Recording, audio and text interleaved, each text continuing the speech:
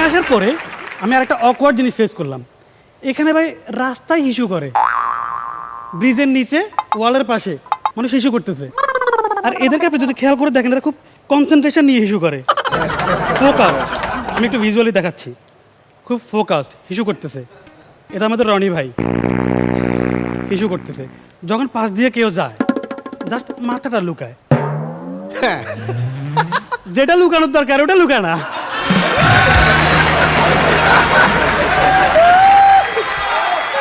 কিছু লোক তো বাসা থেকে প্রিপারেশন নিয়ে আসে, আমি আজকে রাস্তা ইস্যু করব। এটা ওদের ফ্যাসিনেশন, ফ্যান্টাসি, প্রিপারেশন। ভাই ওরা বাসা থেকে টিস্যু নিয়ে আসে।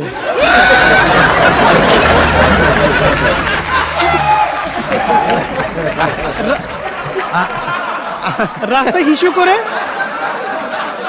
না না আমি